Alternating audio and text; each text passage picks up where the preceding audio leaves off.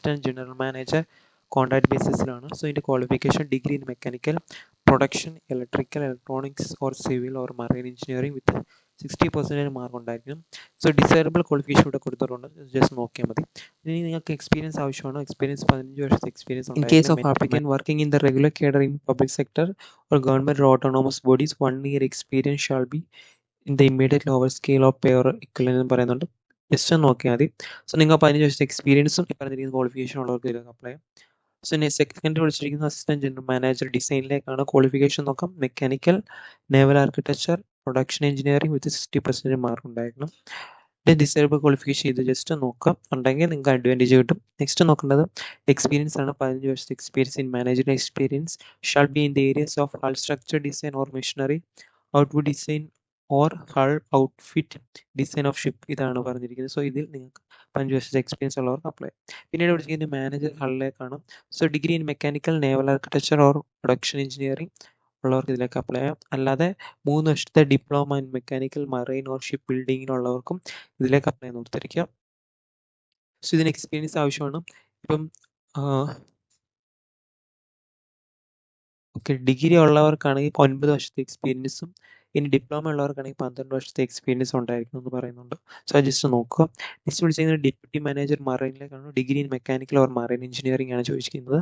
അതുപോലെ തന്നെ graduation from directorate of marine engineering trainee DMET with minimum 3rd engineer certification ഉള്ളവർക്ക് ഇതിലേക്ക് apply. So 5 വർഷത്തെ എക്സ്പീരിയൻസ് ഉണ്ടായിരിക്കണം. As a marine engineer on board ocean going ship at least 2 years as a 3rd engineer ആയിരിക്കണമെന്നും പറയുന്നു. So ഇത്രയാണ് വിളിച്ചിരിക്കുന്നത്. So ഇതിൻ്റെ online application start ചെയ്ത ഡേറ്റ് 24 ജൂൺ, ക്ലോസ് ചെയ്യുന്ന ഡേറ്റ് 16 ജൂലൈ 2026 ആണ്. സോ വേക്കൻസി ഒക്കെ ജനറൽ 3 വേക്കൻസി, SC 1 വേക്കൻസി, അങ്ങനെ ടോട്ടൽ 4 വേക്കൻസിയാണ് വന്നിരിക്കുന്നത്. സോ സാലറി ഇവിടെ കൊടുത്തിട്ടുണ്ട്, ജസ്റ്റ് നോക്കാം. സോ ഏജ് ലിമിറ്റ് നോക്കാം. ഏജ് ലിമിറ്റ് വരുന്നത് അസിസ്റ്റന്റ് ജനറൽ മാനേജർ ആണെങ്കിൽ 50 വയസ്സിലുള്ളവർക്ക് അപ്ലൈ ചെയ്യാം. മാനേജർ പോസ്റ്റിലേക്കാണെങ്കിൽ 40 വയസ്സിലുള്ളവർക്ക് അപ്ലൈ ചെയ്യാം. അതേപോലെ തന്നെ ഡെപ്യൂട്ടി മാനേജറിലേക്കാണെങ്കിൽ 35 വയസ്സിലുള്ളവർക്ക് അപ്ലൈ ചെയ്യാം. സോ ഇതാണ് അതിൻ്റെ ഏജ് ലിമിറ്റ് പറയുന്നത്. മെത്തേഡ് ഓഫ് സെലക്ഷൻ നോക്കും. മെത്തേഡ് ഓഫ് സെലക്ഷൻ വരുന്നത് ഇന്റർവ്യൂ ത്രൂ ആയിരിക്കും കണ്ടക്ട് ചെയ്യുന്നത്. സോ മെത്തേഡ് ഓഫ് സെലക്ഷൻ ഇവിടെ ഡീറ്റെയിൽ ആയിട്ട് കൊടുത്തിട്ടുണ്ട്.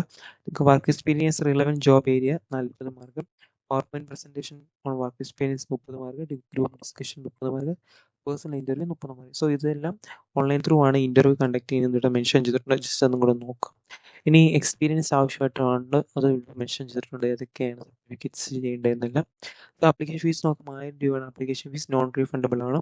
ഓൺലി ത്രൂ ഓൺലൈൻ പേയ്മെന്റ് മാത്രമേ പ്രൊസീഡ് ചെയ്യത്തുള്ളൂ എന്ന് പറയുന്നുണ്ട്. അതുപോലെ തന്നെ SC/ST OBS, അതേപോലെ തന്നെ SC/ST കാൻഡിഡേറ്റിന് ആപ്ലിക്കേഷൻ ഫീസ് ഇല്ലെന്ന് ഓർത്തിരിക്കും.